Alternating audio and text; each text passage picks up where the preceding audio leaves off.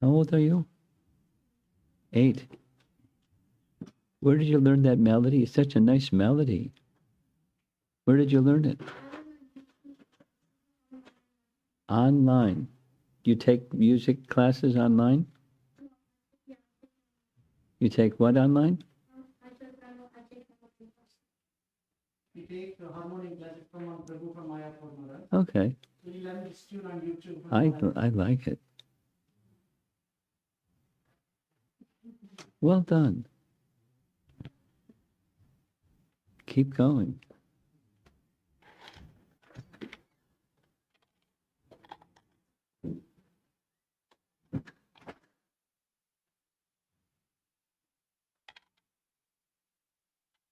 I've been here many times before, right? My second home. I don't even have a first home either. Nama Om Vishnupadaya Krishna Prestaya Bhutale Srimate Bhaktivedanta Swami Niti Namine Namaste Saraswate Deve Gauravani Pracharine Nirvisesa Sunyavati Paschatya Desatarine Jaya Sri Krishna Chaitanya Prabhu Nityananda Shri Advaita Gadadhar Siva Sadi Gaura Bhakta Vrinda Hare Krishna Krishna Krishna Hare Hare Hare Rama Rama Rama Hare.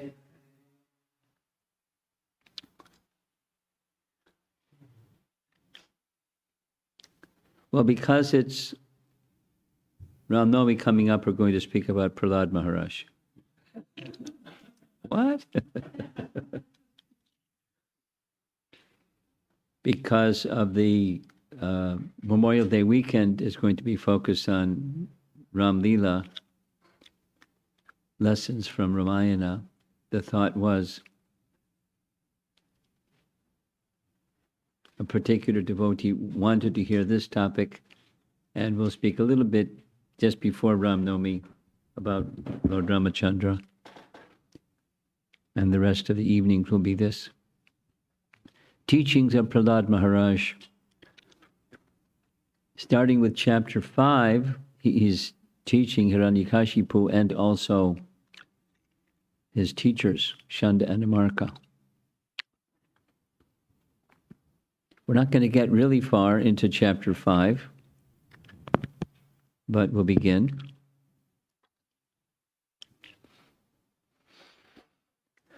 One of the nice drawings I like is this one.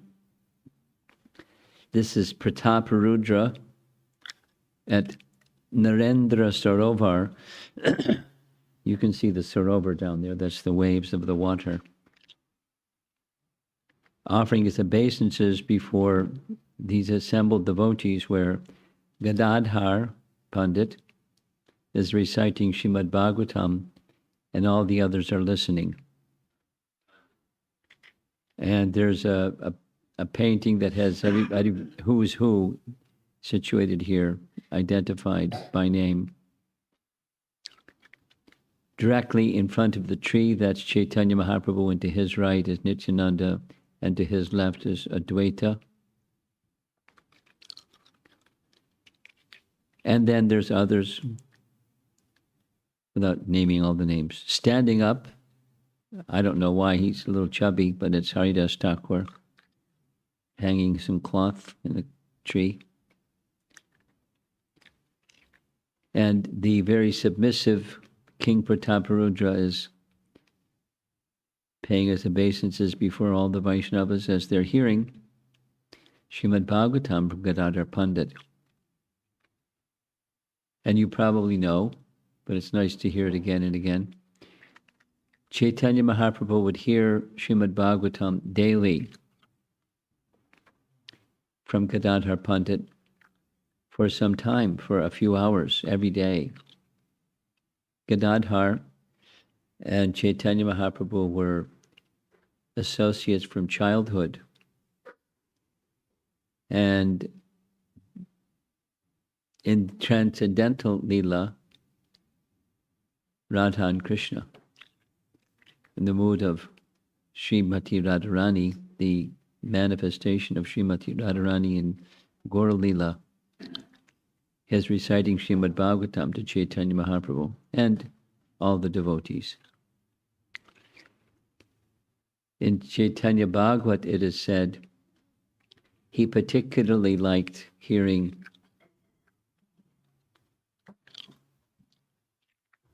Dhruva Maharaj and Prahlad Maharaj, both of whom are Vaikuntha-vasis. Of course, Chaitanya Mahaprabhu is a Vrajabasi mood, but he particularly liked both of them and heard them from beginning to end, and after hearing them from beginning to end, what did he say? Who knows what he said? Say it again, say it again. And then he would say it again. In other words, turning the topic. So we've all heard the story of Prahlad many times, and it's nice to hear it again and hear it again and hear it again and hear it again, following the mood of Chaitanya Mahaprabhu. Because it's all spiritual, one doesn't become tired of hearing something all spiritual. There's always spiritual satisfaction and spiritual joy to be experienced anew. Now this is at Narendra Sarovar, and the common place where Gadadhar Pandit would recite Srimad Bhagavatam was at the Tota Gopinath temple. There's two photos of Tota Gopinath. One we see where his legs are down, but he's actually in a sitting posture. And those aren't his real legs because he's sitting. And the dhoti, that cloth that's before him in the upper photograph, that's the normal situation. But he's sitting cross-legged. And worshipping Gopinath, hearing Srimad Bhagavatam from Gadadhar Pandit, Chaitanya Mahaprabhu, and other associates. You can't get any better than that. And our founder Acharya, Srila Prabhupada, also derived great satisfaction reciting verses of the Bhagavatam. He had certain verses that he particularly favored and would recite them again and again. And he would never tire of reciting them again and again, and we would never tire of hearing them again and again. So it's like that. In the introduction to chapter 6, we're going to be discussing chapter 5. Here's Prahlad of the Prahlad Nrsimha temple in Sridham Mayapur and Chandan Yatra. Here's what Prabhupada writes. By accepting the lotus feet of Prahlad Maharaj, who was in the Parampara succession, one will be able to understand the mode of spiritual life. In accepting this mode of activity, there is no need for material qualifications. Later in chapter 10 of the same 7th canto, Prahlad Maharaj says to Lord Nrsimhadev that Lord Vishnu, he, the personality of Godhead, sent Prahlad to come to the material world to teach the way of pure devotional service. So Prabhupada is just essentially saying the same thing. One will be able to understand the mode of spiritual life, and the mode of spiritual life is pure devotional service. So he's a character study, an acharya, a superlative example of the way of pure devotional service.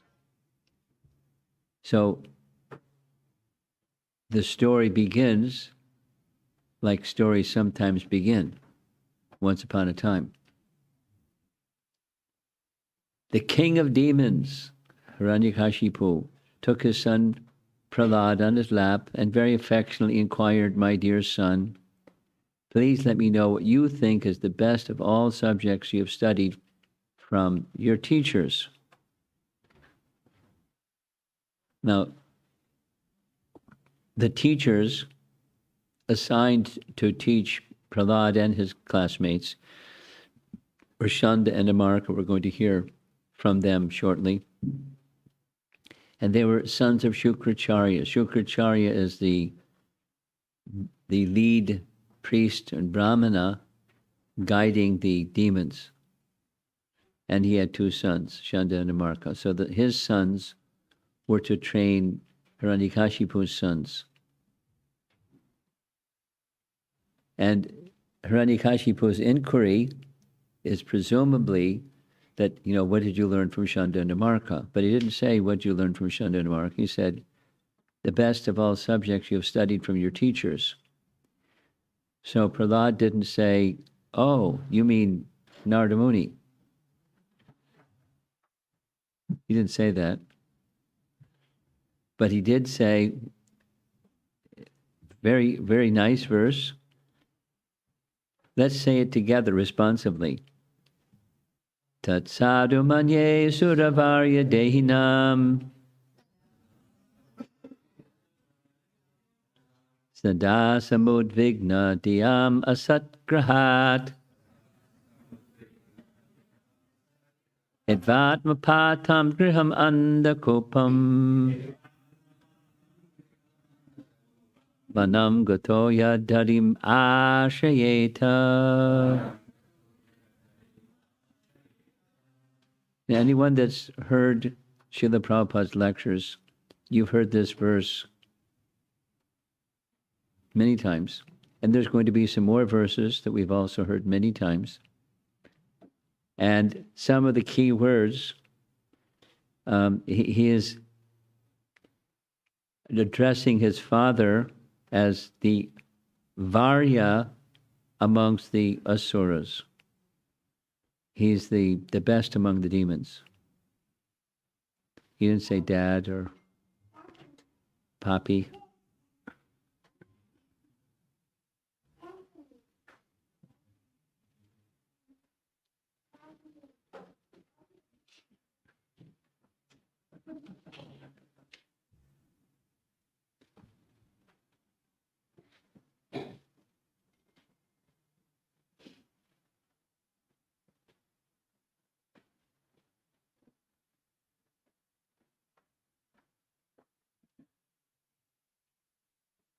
So you can see the screen?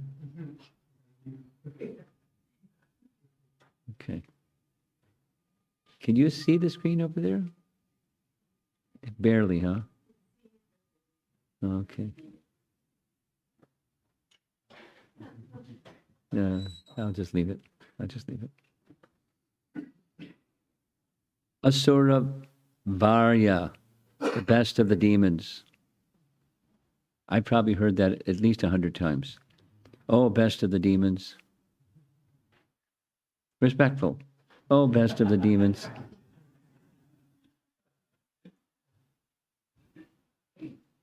And Sada Samudvigna.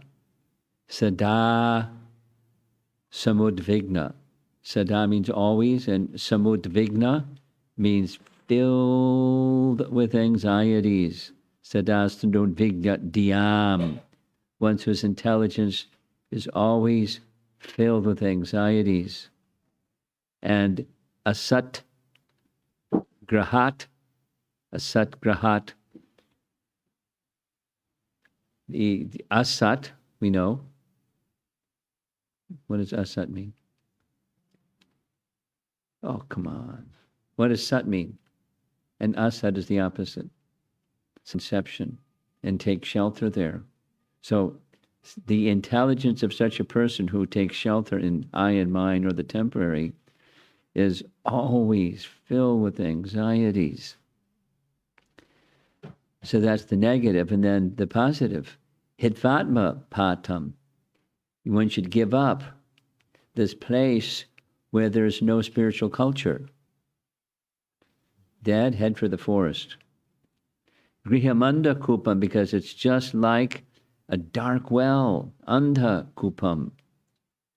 Vanam gato, go to the forest and take shelter of Hari. O best of the Asuras. The Prabhupada's translation. Oh, best of the Asuras, king of the demons.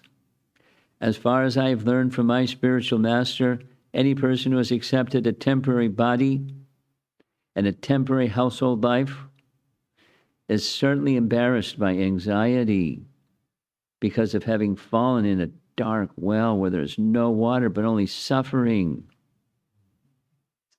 Not a pretty picture, right? But there's a pretty picture. One should give up this position and go to the forest, vana. And then Prabhupada adds a little extra. More clearly, one should go to Vrindavan, where only Krishna consciousness is prevalent, and should thus take shelter of the Supreme Personality of Godhead, Hari Ashrayeta. Just seeing the pictures of Krishna and Shyamasundar, Radha Shyamasundar, you can easily fill up many, many beautiful photographs of their lordships. Somebody sent me the photograph of the deities on Holi. Wow. It looked like they got sprayed. It's really nice. Just because the altar was so colorful. The background was colorful, their garments were colorful. But it wasn't, anyway, it was very nice. It might have been Prahlad that sent that to me, because Prahlad has been in Vrindavan. Anyway, nice painting, nice photograph. So Hiranyakasipu hears this, and he right away goes into friend-enemy consciousness. This is the intelligence of children spoiled by the words of the enemy. Immediately, friend's enemy. So it's going to come up further. So we'll spend some time further. So he becomes very angry, and he tells Chandandamarka, this boy has been polluted by someone. Make sure he doesn't get further polluted. Teach him properly. Take special care. This is my son. So they're the Brahmanas and he's the Kshatriya, but they're afraid he's a terrorist. So they're very obedient, and they take Prahlad back to the Asura Kula and start working him over. And he doesn't go in. He's not interested. He has interest, and it's not what they're saying. And so they become very disturbed. And not only he doesn't accept what they say, but he says what Narada Muni says. So they become really angry. Brahmanas sometimes become angry. How have you learned these instructions? How has your intelligence been spoiled in this way? So this is the friends and enemy topic. Prabhupada goes into it at length in his commentary because Prahlad says it directly. Let me offer my respectful obeisances unto the Supreme Personality of Godhead, whose external energy has created the distinctions of my friend and my enemy by diluting the intelligence of men. Indeed, I'm now actually experiencing this, although I had previously heard it. Doesn't give his name. From authoritative sources. Now, they don't know anything about Narada Muni and how Narada Muni instructed and all of those things. They don't know. But it's along with the spiritual conception of self, how is one to see the spiritual conception of life around us? Because I've been out and about in college land for the last 10 days. I've been interacting a lot with young people who, reading the expressions on their face, and it's so fundamental that we're not the body, but it just doesn't easily go in. They can, acknowledge, but anyway, my observation doesn't go in. And how important it is that it goes in, and then what's the consequence if it doesn't, and what's the consequence if it does? The whole I and mind conception that goes along with false ego. Just a little sharing. I was at an evening gathering yesterday. It was largely middle-aged people, entirely Western middle-aged people. And there was one of the discussions was the cause of negative emotions. It's one of the the group participation questions. What's the cause of negative emotions, anyways? And the first thing somebody said was false ego. It's like, wow. Usually you beat around the bush, but they didn't. Because behind this and behind that and behind that and behind that is the false ego conception that covers living entities. And once that false ego conception covers the living entity, you're lost. Moga shamoga karma no moga jnana vicheta saha. You're defeated and defeated and defeated, and you're defeated before you even open your mouth. Or do something, or do nothing. As far as defeated in terms of the soul's journey coming up the evolutionary scale to the human form of life, and then getting the opportunity to get some air and then back down again. If that opportunity isn't properly used, and that false ego is the binding force behind the mind and the intelligence and the other activities that cover the living entity. So, when one is covered by false ego, then the I and mind conception is there. And as soon as the I and mind conception is there, there's persons that assist me and mine, and there are persons that don't, and that's the friend and enemy standard.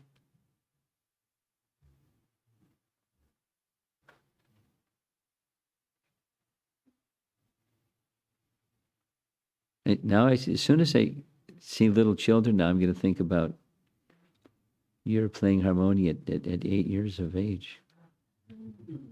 Are you going to learn harmonium too?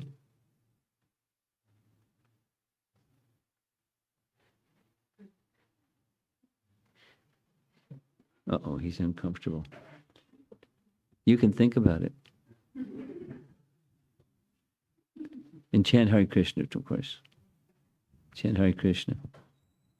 Ah, he's smiling. Good. Okay.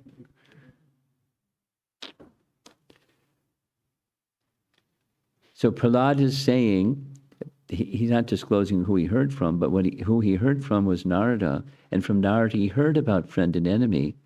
And he's innocent. And now he's seeing it. He heard it. He's understood it from hearing it. But now he's seeing it. It's not like he hadn't seen it before, but now I'm seeing it. This is it.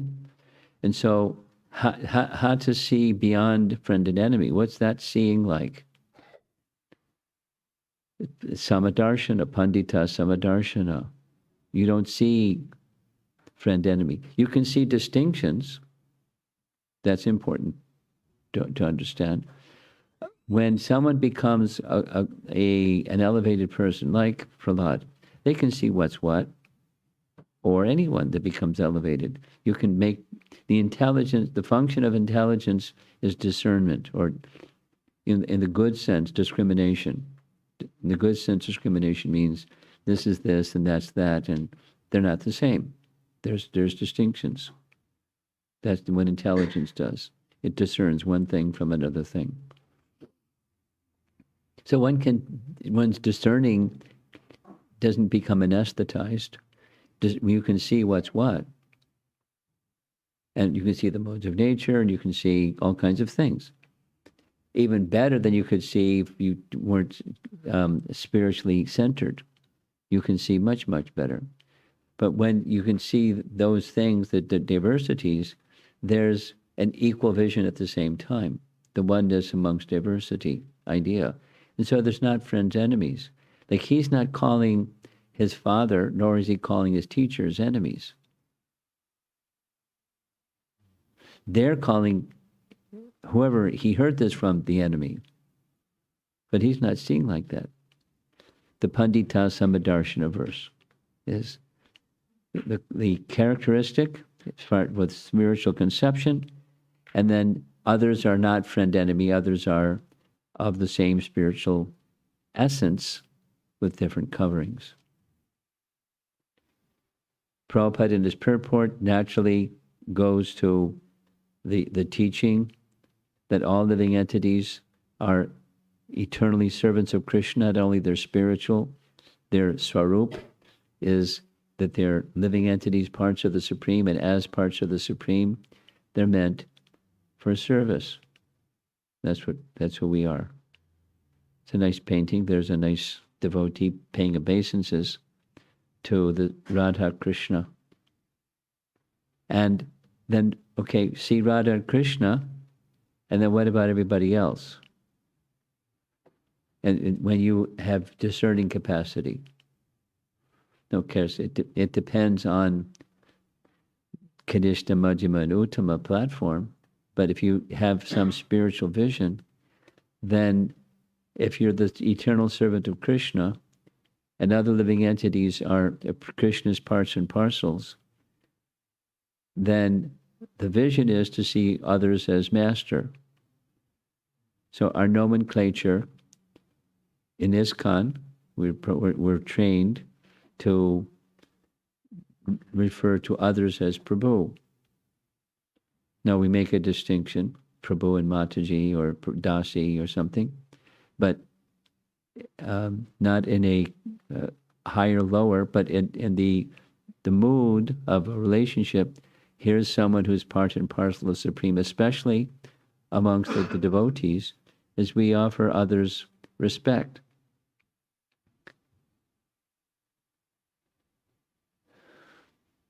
Anyone here besides me has been listening to Hari Parshad Prabhu's classes on Nectar of Instruction or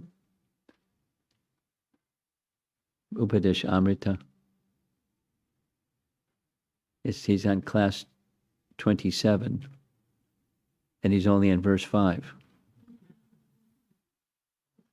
He's going very deep into the topic.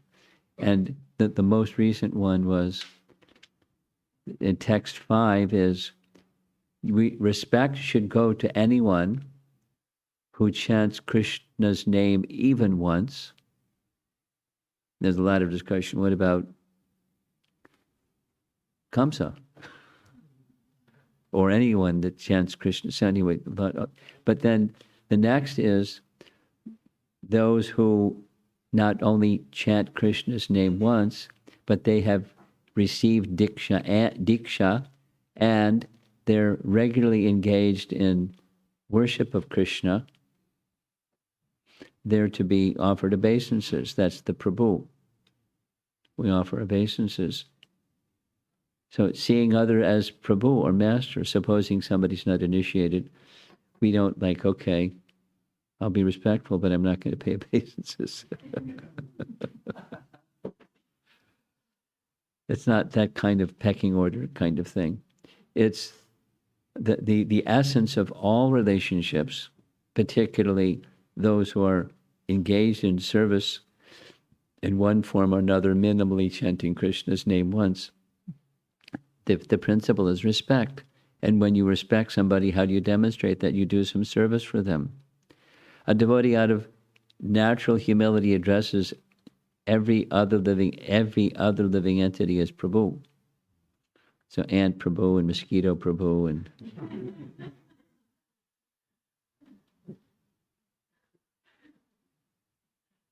cockroach Prabhu.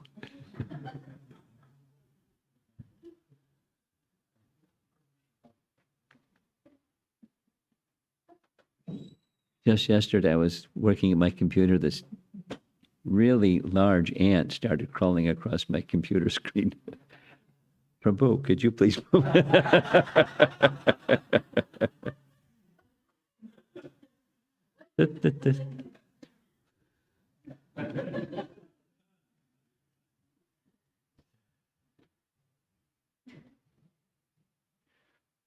Okay.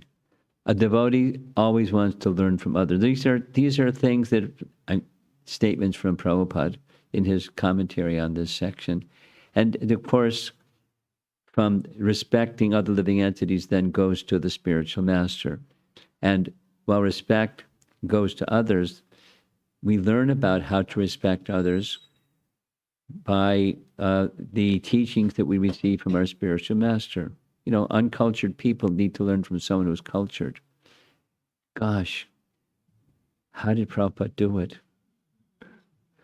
You know, he took people from all different types of backgrounds and put on an ironing board and made them, you know, smoothed out. Put them in a shower and made them clean. What a wonderful task.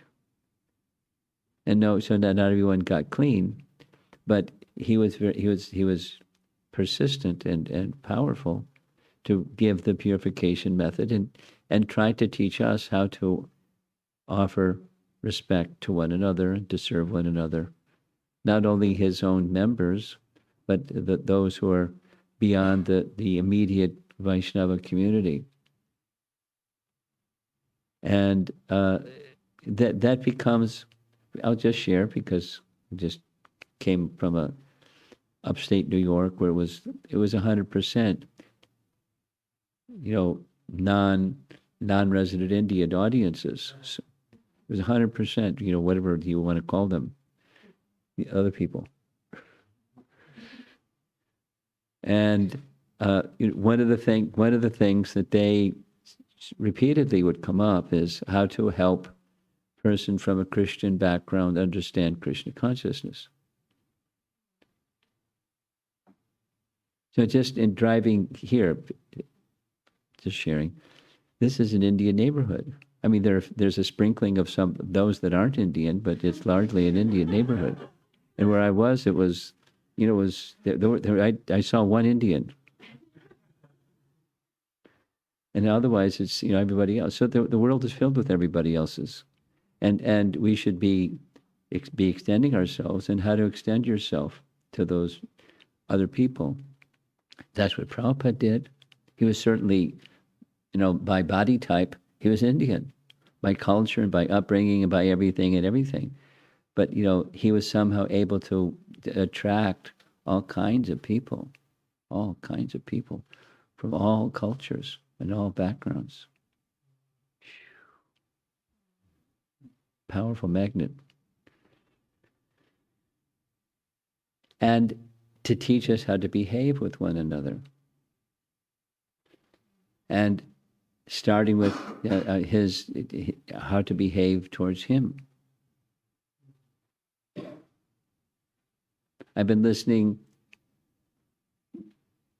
November, December, and in the beginning of January. Prabhupada spent, I mean, I don't know how long he stayed in Bombay, but every class is in Bombay. And he's appointing again and again, gesturing or speaking about his American, European disciples, and they'll do anything for me. And I haven't bribed them, and they've given up stuff, and how'd they give up stuff? And it's the purification of, you know, the process of bhakti. he was relying upon us. It was part of a strategy to help the people of India take Krishna consciousness seriously, to look at these white elephants that they've. So anyway, but he played that card again and again, and it's true. It's true. We just gave everything. We didn't think about it. I mean, we thought we weren't mindless, but it wasn't. It was bhakti. He drew bhakti from our hearts. So that's a primary answer to people that are wishing to help people who are kind of fixed in their ways,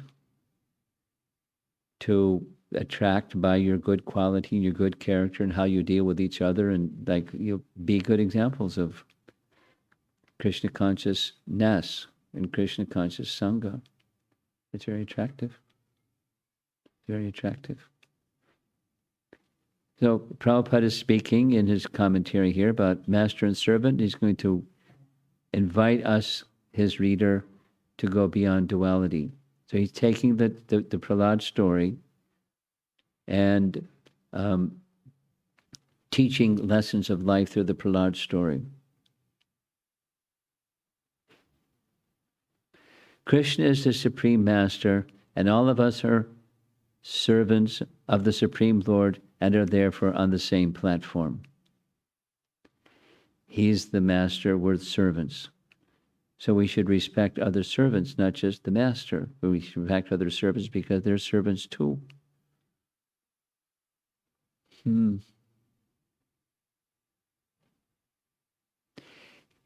Rise above duality. Explicitly in his commentary, thinking one person a friend and another an enemy is in the realm of duality. So that's Shanda and Amarka. In the realm of duality.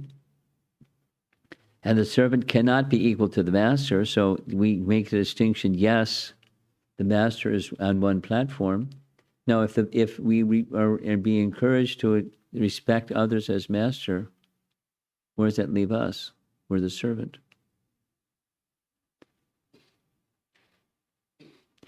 In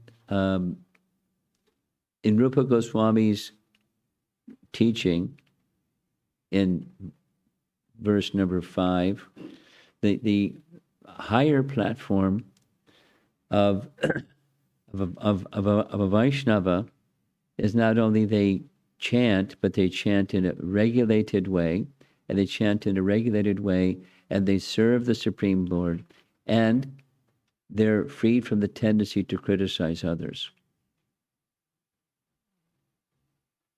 It's just explicitly expressed. They're free from the tendency to criticize others. It's a big point. I really like the verse. I like how Hari Prashad is handling the topic. I'm planning, for your information, on the little seminar on Vaishnava etiquette, drawn a large part from Rupa Goswami's writings, but other things as well. And because I feel it's very essential. I mean, it's right here in Prahlad's teachings 101 to Shanda and Amarka. But sometimes, we don't get it. Sometimes we don't get it. And then people see and behave in a way that's, carrying their material baggage with them into the culture of spiritual life. So the verse that Prahlad said to Hiranyakasipu was that place where there is no spiritual culture, Hidvatmakupam. One should give it up. It's like a blind well. So he goes on. When the Supreme Personality of Godhead is pleased with the living entity because of his devotional service, one becomes a pandita and does not make distinctions between enemies, friends, and himself. Intelligently, he then thinks. This is the elevated platform, the Uttama platform. Every one of us is an eternal servant of God, and therefore we are not different from one another.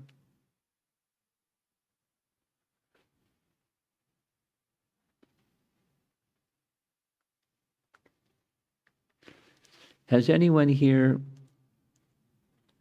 read some of Bhakti Tirtha Swami's writings?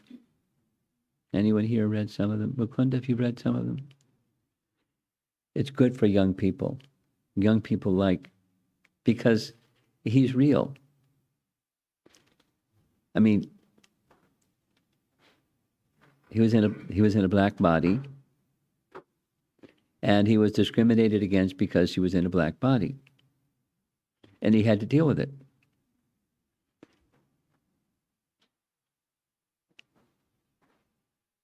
And someone else is in some other kind of body, and but the principle is a nice principle, and when he wrote for people that struggle with stuff like that, the emotions of being discriminated against, or being treated badly, or treated harshly, and how to be resilient.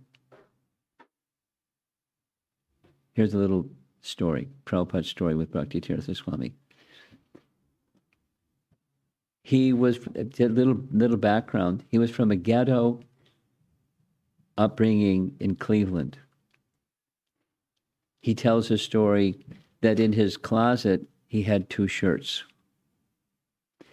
And he brought a friend home one day, and his friend had a big rip in his one shirt. So his mother went to Bhakti Tirtha Swami's closet and gave him one of his 2 shirts. And he said, "That's my mother." And I learned about, respecting other people from my mother. Well, we had next to nothing, and she was charitable with whatever she had. So that's in him. And then, from a ghetto background, he got at a particular time in American history, there was an attempt on the part of Ivy League schools to give special facilities to people from poor backgrounds. So he got a full scholarship to Princeton University. Full scholarship to Princeton University. And he graduated, whatever the top, in India is called the gold medalist or something, the topper. Valedictorian of his class, and he was the president of his graduating class, both academically and socially. And during that period of time, anyone with those kinds of credentials, all kinds of doors would open. He was on his way for stardom in the material world, like many other people from black backgrounds that were very bright and very articulate, and he was a very powerful person. And I remember specifically, once upon a time,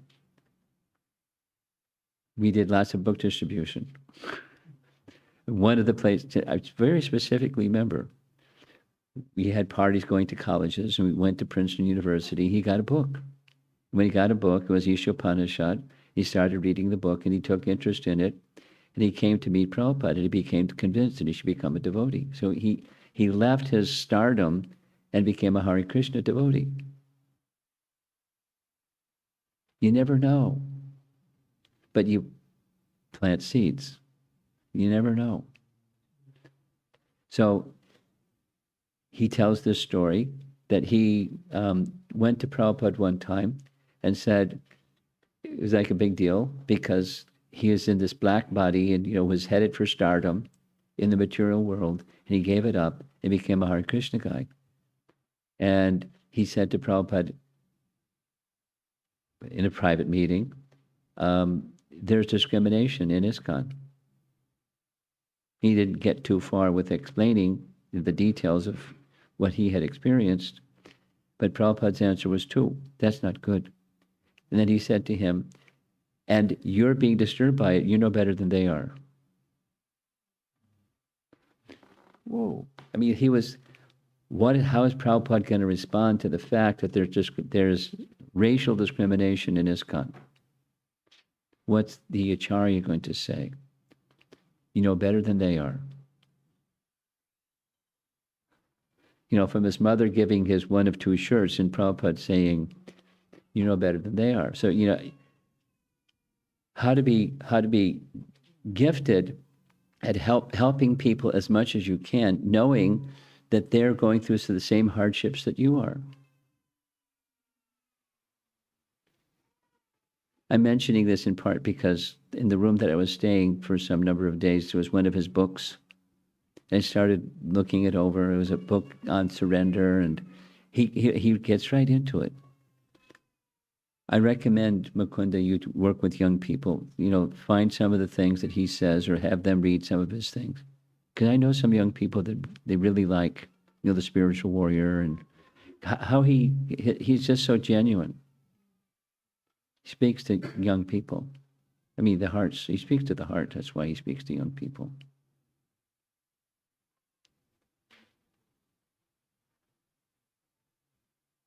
So how to go beyond? It's important for us, looking around the room, the non-resident Indians in the room.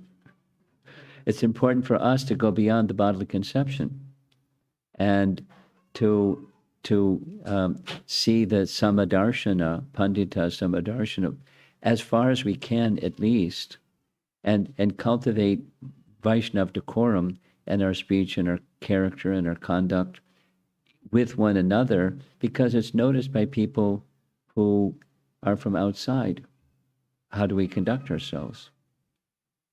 I don't know if you've had some stories. I can share with you some stories of people that came, got a little bit close to the devotees, and then went away because they don't like how the devotees deal with each other. Does that surprise you? Shouldn't surprise you.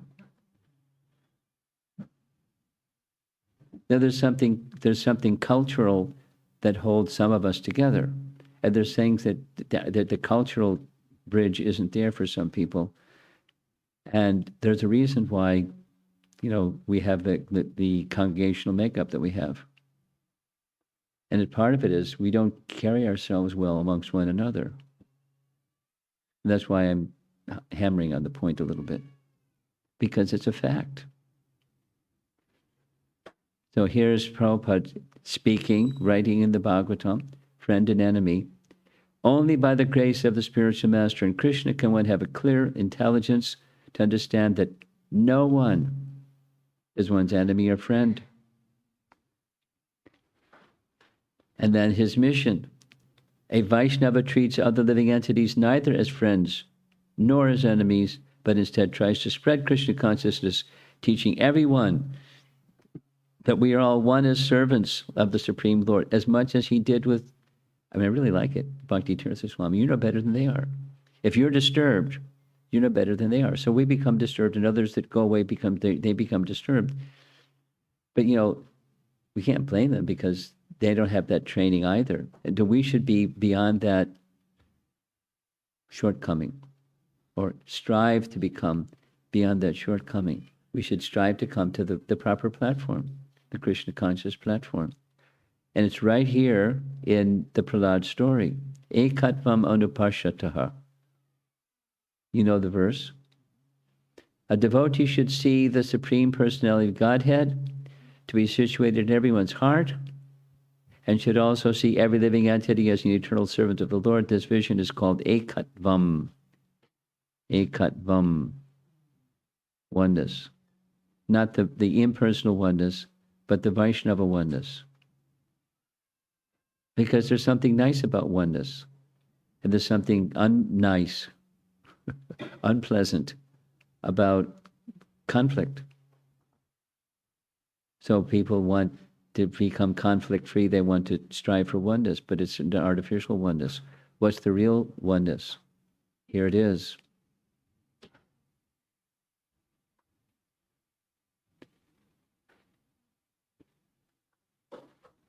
A little sharing, because it's nice to get out of your comfort zone and find what other people are up to, so we can be more relatable to other people than besides people that are like ourselves. So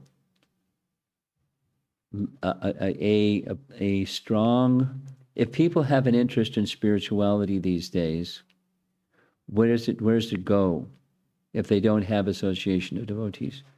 It goes to the oneness idea.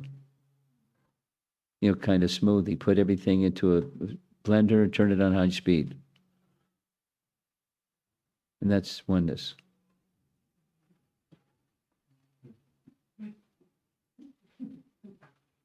It's all one.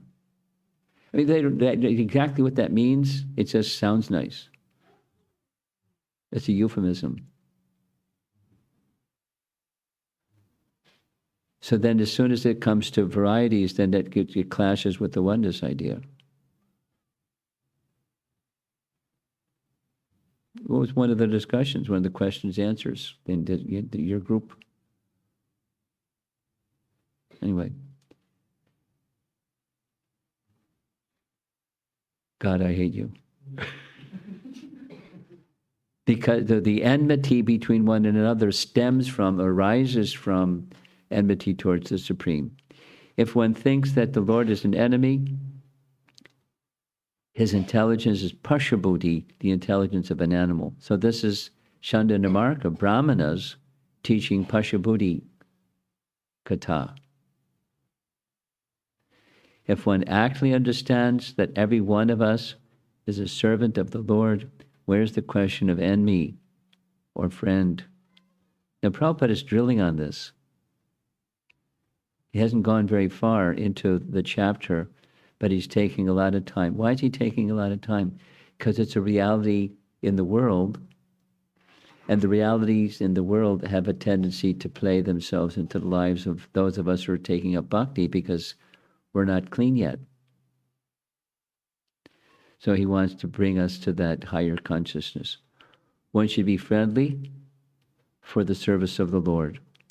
One should praise another's service to the Lord. One should not be proud of his own service. There's a Vaikuntha competition he speaks about. You know what Vaikuntha competition is? You know what Vaikuntha is? What's Vaikuntha?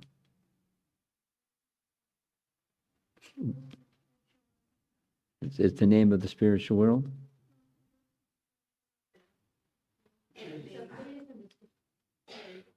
You got to turn the volume up a little bit. You can sing strongly. The person in the spiritual world. A place in the spiritual world. Vaikuntha, okay. So what's Vaikuntha competition? That's just because this is speaking about oneness, and there's a master, and we're servants of the master, but is there competition in Vaikuntha? There's not material competition, because material competition is beat the other guy. Spiritual competition is who can please the master the most. And when pleases the master the most, you go, oh, wow, well done. You sang such a nice melody tonight. It doesn't mean, and the rest of you.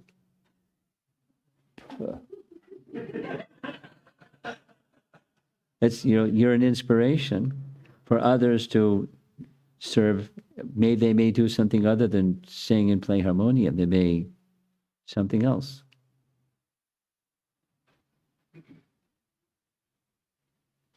And do that nicely.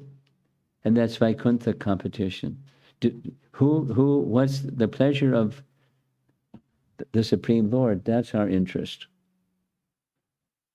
That's Vaikuntha competition. So sing nicely. He plays mridanga nicely. Somebody else can cook nicely. Maybe someone can dance nicely. Maybe someone can recite slokas nicely. Maybe someone can be kind to others nicely. That's Vaikuntha competition. Who's going to please Krishna? That's Vaikuntha competition. No question of enmity between servants. Look at this. Prabhupada is really drilling. Chapter 15, text 15. The Lord is situated in everyone's heart, giving dictation according to the attitude of the servant. Who knows the Sanskrit? 15:15? Don't say it out loud. Just raise your hand if you know it. I see one hand. I see two hands. I see three hands. I see four hands. I see five. I see six. Who put their hand up way in the back? Go ahead. How's it start?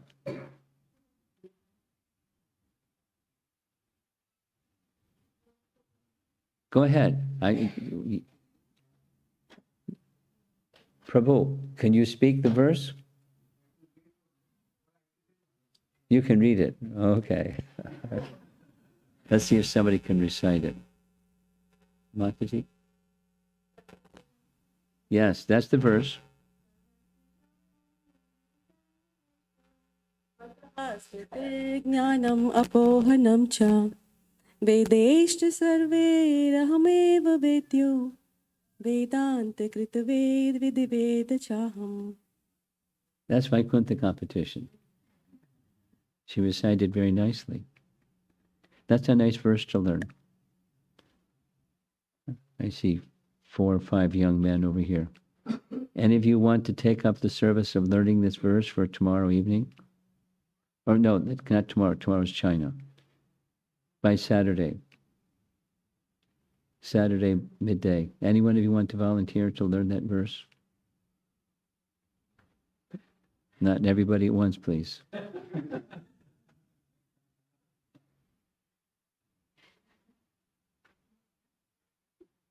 You going to try? Okay. Saturday midday class. If I forget, I probably won't forget, but you won't forget. You got the hot seat now, boy. Ooh. So see if you can learn the verse, and we'll say, well done. Maybe that will inspire someone else. Oh, he did so nicely. Maybe I can learn it too. That's Vaikuntha competition. So, Krishna is situated in everyone's heart, and from him comes remembrance, knowledge, and forgetfulness. Mataksmritir jnanam apohanam cha. So, he reciprocates with us. He's very busy, but he's doing nothing. His consciousness is all pervasive, but he's not stressed out. Because his power is without any limit. The non-devotees challenge the authority of the Supreme Lord, and therefore the Lord dictates in such a way that the non-devotees forget the Lord's service. A devotee very sincerely wants to render service to the Lord. The Lord dictates in a different way. Now look, all of this is drawn directly from Prabhupada's purports.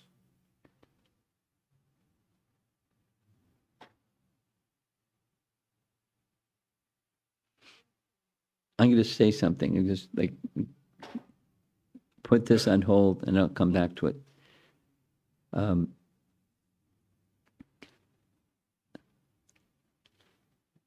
The second time around, I'm spending every Monday morning, our time is Monday evening, China time, and we've been having a seminar series on something. So the latest seminar series with them is Light of the Bhagavad. And it's my third time through Light of the Bhagavad. And I'm so much appreciating how amazing is Prabhupada's writing capacity. How amazing. Now, others are also amazing, but he's so close to us. His writing is so amazing. He takes something way over here, and the next thing you know, he's giving you he's giving the reader the whole Srimad Bhagavatam, just from scenes of nature. So masterfully. And I've gotten to the point where I just keep saying it like every class, like 4 times. How masterful is our spiritual master, our founder acharya. Wow. I mean, he's describing just this Monday morning class, he's describing the mood of love and separation that the gopis feel for Krishna in terms of the moon in the autumn night. To an audience that doesn't know anything about anything. And it's so beautiful. And it's so smooth and so easy to understand and so relishable. So having done that, by the way, I requested Swavas when I was doing this 1 year ago. Do you have any plan to reprint Light of the Bhagavad? Because it's out of print.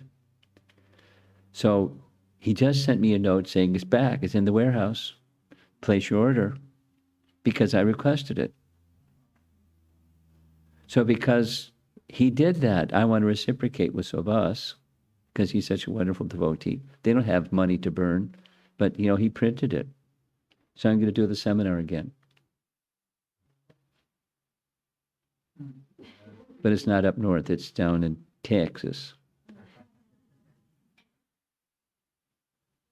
Because the Potomac Temple, Ananda Vrindavan Dasi, bless her heart, after so many years, they're having their temple opening and Thanksgiving weekend. So I don't want to compete with what they're doing on the East Coast. So I decided I'm going to go to Texas. And I asked the devotees, here's some menu, pick from the menu, Light of the Bhagavad. Okay, so Avas is going to be happy. But I'm going to be like jumping out of my skin because it's so amazing what Prabhupada has and when he wrote that was 1962. And his writing skill and his realizations and how to communicate, so much more here. This is 7th Canto, Chapter 5. And what's he doing? It's powerful. So please don't just hear these, oh, I've heard that one, no, it's next. Hear it in a deep way. Because what's he doing? He knows the audience. Of course, his audience is the world, but he was writing this thing, it was for the world, 1962, for a group of people in Japan that didn't know anything about anything. And by the time they get to the 7th canto, they think they know something. But he wants to, he's pulling us out. The whole of the Prahlada Maharaj story is to bring us to pure devotional service. It's like, chapter 7 is devotional service. Chapter 8 is devotional service. Chapter 9 is pure devotional service. That's Prabhupada's explanation. Pure devotional service. And that's what Prahlad is teaching. So to get this together is essential to get to pure devotional service. Everyone, this is our last slide. Everyone is actually a servant, not an enemy or friend. And everyone is working under different directions from the Lord, who directs each living entity according to his mentality. Although we're all servants. We're taking dictation from the same Lord, who is situated in our heart. And those who are like this, he gives this. Those who are like that, he gives that. And he's all the while inviting us, just as Prabhupada is all the while inviting us to come to pure devotional service. He's just taking the teachings of Prahlad and massaging the teachings, or like making sandalwood paste from sandalwood, and the fragrance comes out by repeating the message. The fragrance of the lotus feet of Krishna can be experienced just by taking the message of Srimad Bhagavatam and the teaching to Prahlad and saying them again and again.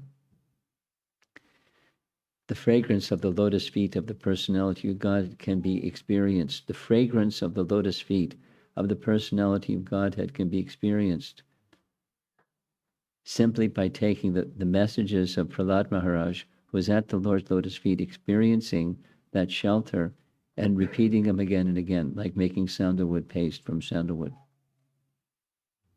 It's within the messages themselves. And when that appeal for pure devotional service awakens in the heart, what can stop you? Or what can be an obstacle that you can't go on the other side of? Nothing. It's something, but it's insignificant in comparison to the power of pure devotional service. Just as Prahlad, look what he's doing. I mean, the way that he's speaking to Hiranyakasipu, and he does it again, and Shanda and Namarka, these are henchmen. They're meant to train him up to be an asura. That's their explicit instruction.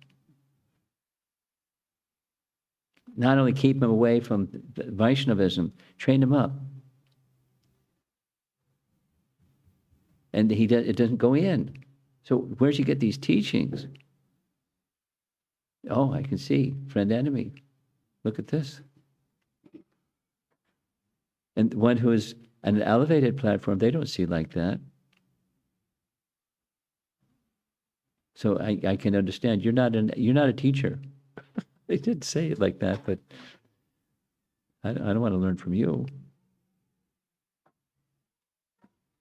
I want to learn from Narada Muni.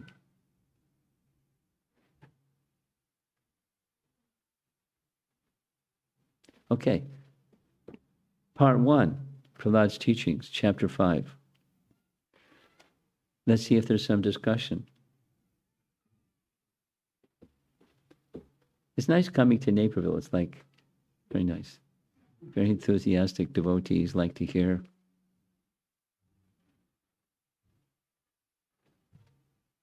Get clean inside by Srimad Bhagavatam recitation and hearing. Yes, our host. Hare Krishna. Just keep going. Hare Krishna Maharaj. Especially this verse 15.5, Sarvasachaham Hridasanivisto. When we are working with other devotees, each person Krishna may be inspiring each person differently. Yeah. And when resources are limited, we tend to be strongly opinionated on how we are inspired. How do we manage that? With a smile. With respect. And you carry on with your service with respect. And if you do that, the bumps and the kinks and everything can much more easily get worked out, if I've understood your question correctly.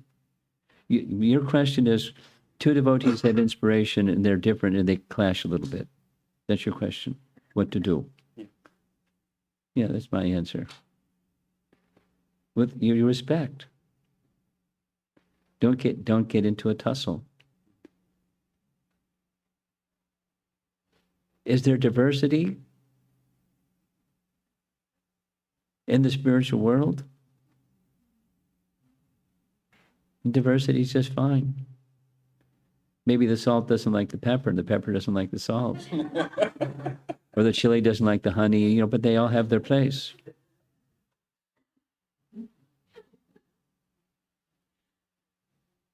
And if your mood is one of appreciation, then to bring about a cooperative mood and effort, to combined effort, is much easier than if it's the conflict mood. It's not that, it's this. They're saying the other. It's not that, this, it's that.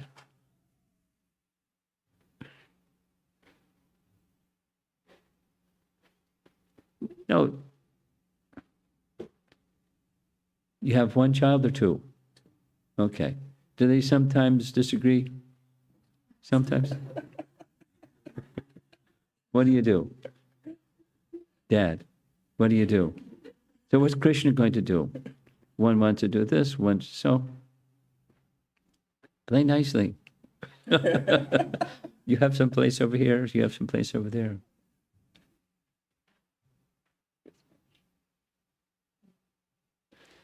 And sometimes they can do stuff together, when it's especially Prashadam and Kirtan. So they can do some things together. You allow them to be who they are. And whoever they are is going to, chances are, if you allow them to grow, it's going to modify, if not like major. Anyway, parenting, it's fun. So besides parenting, it's just, there's Krishna. There's the spiritual masters, plural, in ISKCON today, and there's our founder Acharya and the predecessor Acharyas, and we want to look to them, what's pleasing to them. And then it makes it easier to work through where someone wants to do it this way and someone wants to do it that way.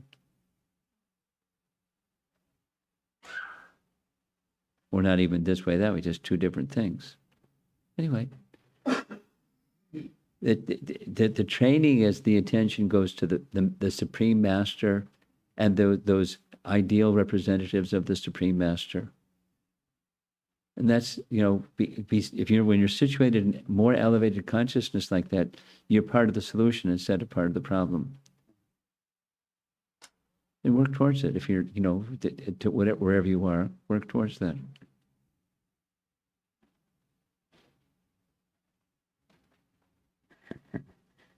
Right behind you. There's two behind you. Balaram. Maharaj, one reflection about, you said the ant on the laptop, so I was thinking, I recently was It was hearing a big about, one too. So recently I was hearing about Narottam Das Thakur. When he goes to the granary, he says to the snakes, because they said there are thousands of snakes, don't go there. So when he goes there and he says, he called the snakes and said, I am on the mission of Lord Chaitanya. Please make your way outside so that I can take, I have a responsibility here. I have to find the deity of Lord Chaitanya. So that all the snakes goes away and they don't know where they go. Get out of the forest, get out of the granaries. I was thinking, they're also the servants of, in one way, they're also servants, but they could understand the feeling and the way Narottam Das Thakur said. So, in the same context, I was thinking Srila Prabhupada had come for all of us to give the real intelligence to make us understand that we are not the body, we are the spirit soul and the eternal servants of Krishna. The intelligence is the main thing. When we look at Krishna Varnam Sa Krishnam, Sango Pangastra Parshadam, there it also says Sumedashaha. So I was thinking about this intelligence. What is this really intelligence means? That means none of us have this intelligence. It's only the pure devotee has to come and give us that real intelligence. So that was my question to you. No, it's pretty wonderful. Not just a reflection, it's like a mini Bhagavatam class. You can give us another one. I'll give you one. Coming up soon is, right next to you, Mukunda. Coming up soon is Shyamananda Pandit's disappearance day. So I've been reading about and meditating, and it's not one of the well-known pastimes, and it's in Prem Vilas, but there was, he, like Chaitanya Mahaprabhu, and the other, Narottam and Srinivas, each of them had particular kirtan styles, and they were teaching through kirtan. I couldn't find any place where it said which of the styles and how did they use those styles, but it was well known at the time. And not only through, like giving classes through kirtan, that kind of setting, but he would go on Nam Sankirtan. And there was a particular Muslim military man, not even like a ruler, but he is a military man, and his name was Sher Khan. It's described in his biography. And so he, Shyamananda, along with others, were going in public place, having kirtan, and this Sher Khan heard, because they were loud. And he came and ordered them to stop, or you're all in big trouble. If you're a tough guy. And so they did. They stopped, but they came back the next day in larger numbers. And when he heard the sound and got reports and so forth, he came and he did what happened with Chankasi. He broke the mridanga and took the kartals and threw them in the river. And when that happened, their beards all burst into flame and blood came from their mouths. And they went running. How powerful is the Shamananda? And he came back the next day. They were having kirtan the next day. And he said, he fell at his feet. He said, I had this dream. And the dream, my Lord Allah appeared and transformed his form into a golden form and said, I am the form of that same Lord that they're worshiping. You should fall at his feet and you should take diksha from him. And he became Chaitanya Das. So these, we're not powerful like these people, but Narottam and Srinivas and Shamananda, very, very powerful. But, they went through the rigors of getting trained under Jiva Goswami, and they were also extremely learned and extremely, good receivers of the transcendental message of Jiva Goswami and our great other acharyas, Rupa Goswami, etc. So we should have that eagerness to receive, and then to whatever degree we have our receivers on, we can receive, then we can transmit. And that's our life. And, in abundantly, and fearlessly. That's our life. That's the mission of Chaitanya, the mood and the mission of Chaitanya Mahaprabhu and our founder Acharya, right to the very end.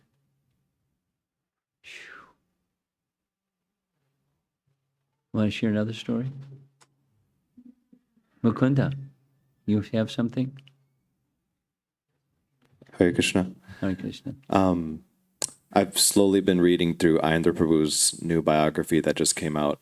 It's a new one? New, yeah. Kirtan Revolution. I haven't seen it. It came out like a few months ago. Okay, I got the other one. Okay. I haven't read it yet. I have to. Anyway, go ahead.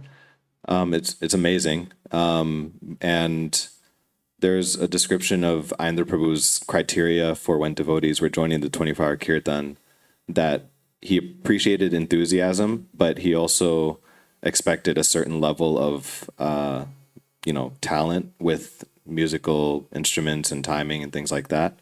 And at least the understanding of the devotees that were close to him was that his mood was he wanted to present the best, offering to Radha Shyamasundar.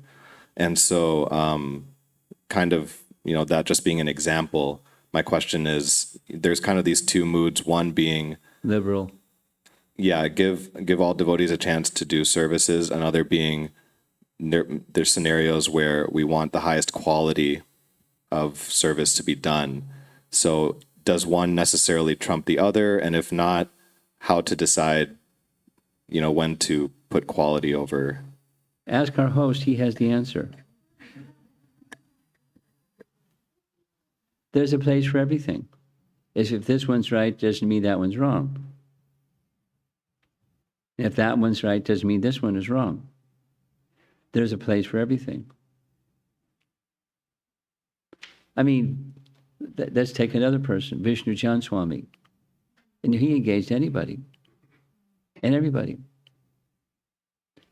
And, by his, he said he had a different mood. And by his mood, he lifted people.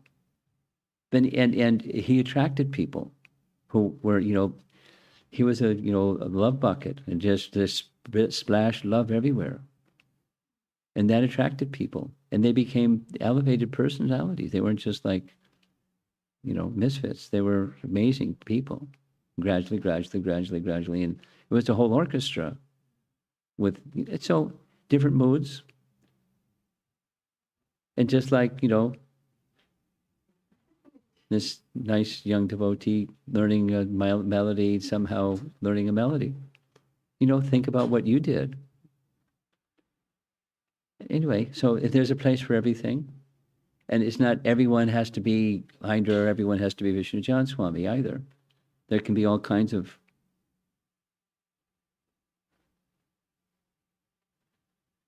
and then gradually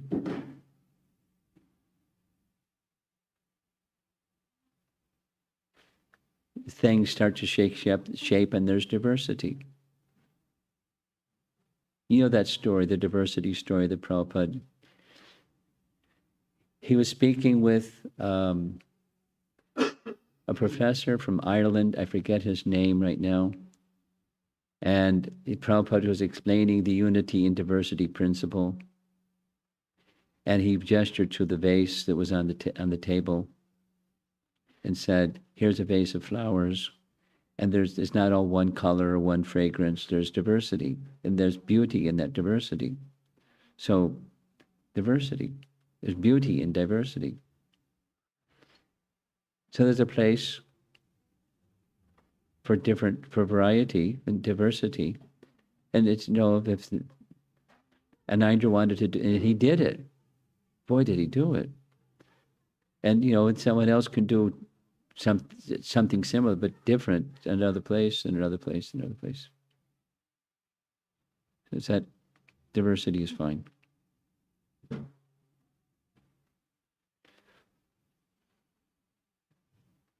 Your question specifically is one better than the other, and I'm saying diversity is fine. The essence is not this approach or that approach. It's the consciousness that Krishna should be pleased. And there are different ways to please. Purity is the force.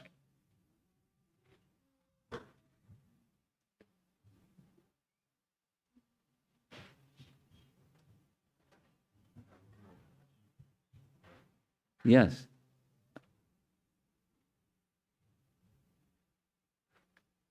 What comes first? Is it the surrender comes first or the humility comes first? That Surrender means comes what is first, or required what? for us? What's the choice now, please? Humility, surrender. Because a little confused, based on my hearing and understanding, is it the surrender first, then we'll get the humility? Or if you're not even humble, that means we cannot chant Hare Krishna. So how do I? Is this the chicken and the egg question? What about they go well together?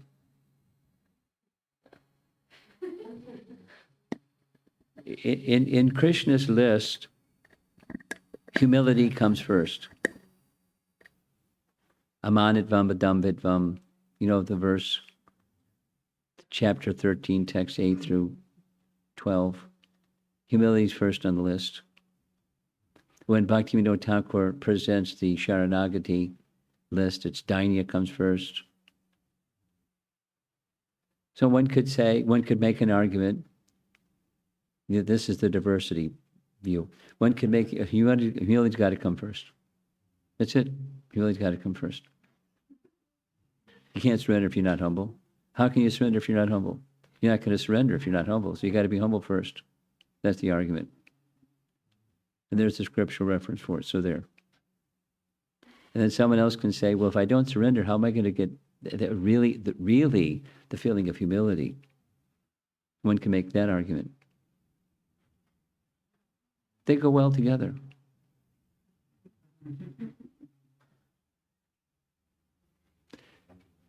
Please surrender.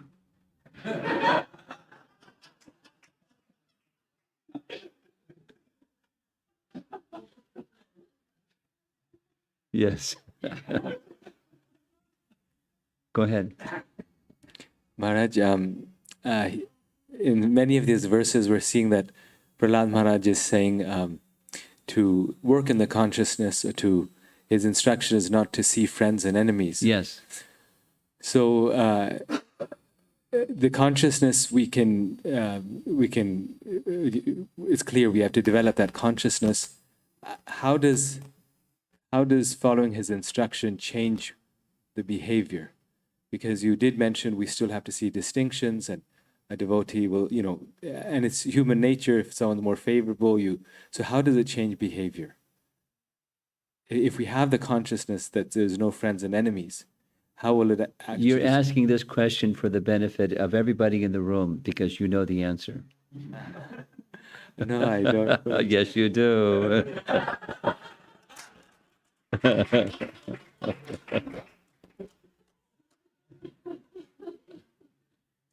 I've been to help people that don't understand. I use visuals a lot, and one of the visuals I use a lot is the iceberg visual, and the tip of the iceberg is what you see, and that's the behaviors and speech and measurable things. And then below that tip of the iceberg is a big part of the iceberg. And so below that is the iceberg notion is values drive behaviors. This is in the Gita values seminar, so it's the values drive behaviors. Behaviors can modify values. Values can modify behaviors. You adopt a value, it can be behavior modification, but we're not the International Society for Behavior Modification Incorporated. We're the International Society for Krishna Consciousness. So consciousness is the basis and resting place of our values and our behaviors. So when consciousness is awakened and cleansed, both, then behaviors will change because values will also change. No, the idea is to make an alignment between who you are, the values that you hold, and your behaviors. And sometimes people need to go to a chiropractor because they're out of alignment. But by awakening of consciousness, that fundamental part, the bottom of the iceberg, is realities that are unchanging. Values can change, behaviors can change. So how to change behaviors? The essence is Krishna consciousness, but you can also take a look at what your values are and change behaviors because it just doesn't fit what I know is to be done or not to be done. To accept things favorable, reject things unfavorable for Krishna consciousness. That's surrender. Right, Balaram Prasad? That's surrender. Sharanagati. Accept things favorable, reject things unfavorable. Because I want to surrender. And I'm humble. I can do it.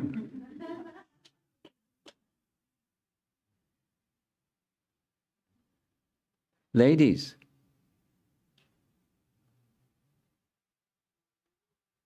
Anyone?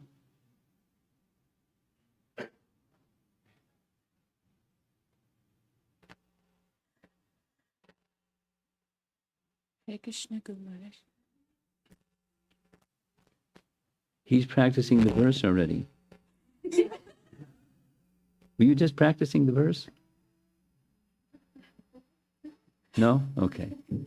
I thought you were. Go ahead. Hare Krishna, Guru Maharaj. Regarding Bhaktivedanta Maharaj's writings, you're saying, I have read few books and the realness, the genuineness, it's really touching to the heart. Yes. He's a from the heart person all the way. Yeah. I was actually connecting that to the discussion on humility, Guru Maharaj. It's so evident in his writings. I'm like, really? It really goes to that extent, his humility and pouring of the heart, just being so transparent. So as I'm reading, I felt similar thoughts are in our hearts too as we go through these ups and downs. But there is a stark difference, the way he is expressing. It's so much that calling out to Krishna and Prabhupada. And Prabhupada. But if I see here, it's like just frustration about whatever shortcomings and just want to get done with them soon. You're not the doer. It won't work. It's got to come from another place.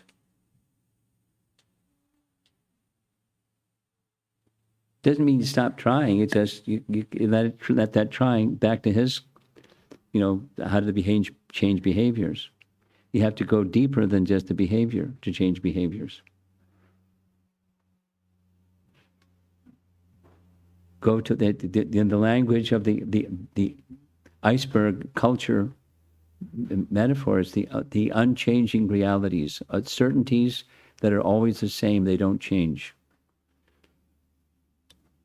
So that's what's being pointed to here in Prabhupada to us through Prahlad and to his teachers.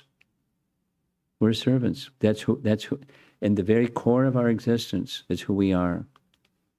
And if you can connect with who you really are, you're in good shape. So don't just worry about the behavior and the coverings that aren't so nice. Go to the core of who you are. Right? Stop playing with your hat.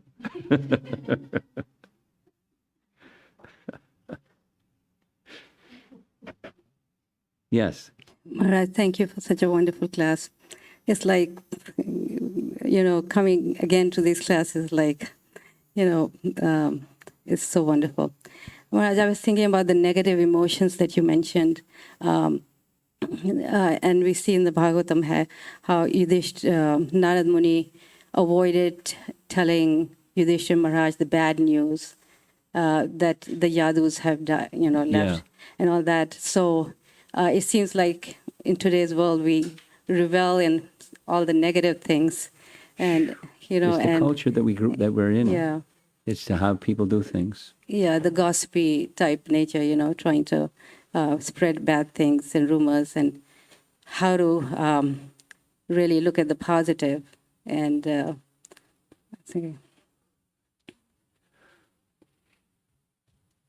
well, you're like your son. You know the answer.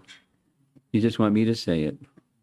So you be the ventriloquist, and I'll speak the words that you want me to speak. Hearing the answer from you really goes deep in the heart. That's the difference. But that's how we do with devotees. Katayantas shamam nityam tushanti cha ramanti cha. That's what we do.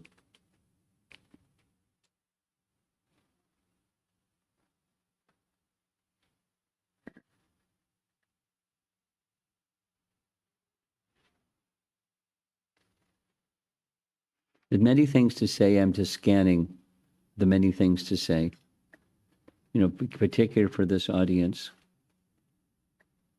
I'll say this, because I've been dealing with people that don't know much, then the language has to be language that's relatable to the people that don't know much. So I've been referencing a lot because I believe he has a lot of wisdom. He's not like Krishna. That's the best. But, a very wise person is Viktor Frankl in dealing with negative emotions. Very relatable. He has a lot of insight. And one of the things that he says is what man needs is not to find a tensionless state by any means. But what man needs is to have a purpose that's awaiting for them to be fulfilled and striving to fulfill it. That's the positive. So he just puts it in, subjective, non-Krishna conscious, but, when you drill on it a little bit, then it becomes Krishna conscious, because what's that potential awaiting for each one of us to be fulfilled as a devotee? It's the change of behaviors, or the Amrita Kelly. It's the wishing that things that are kind of stuck on me, that I wish wasn't stuck on me. I wish it was more genuine. I wish it was more. So that's the purpose awaiting for us to be fulfilled. And we won't reach a position of satisfaction until it's reached, until we get there. So then these are things. these are some of the barnacles that have to be knocked off so you can fly down that path or the river to get to that purpose that's awaiting for us to be fulfilled. Higher purpose. And then, and with humility, with surrender, continue to strive in that direction. Don't become complacent and don't do the other things that people do. Faulting and criticizing and et cetera, instead of serving and being in the mood of let's help one another get to that goal.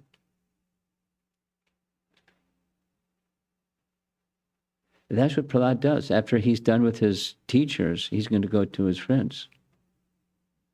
He's going to do the same thing in language that is relatable to his friends.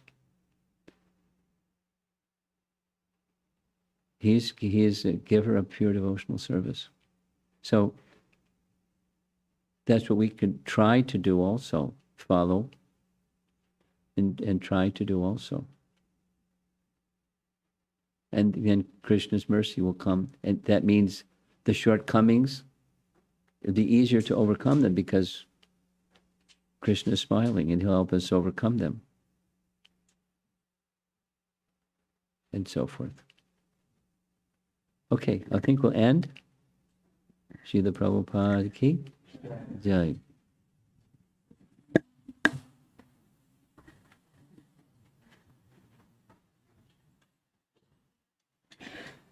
Mahaprasadam.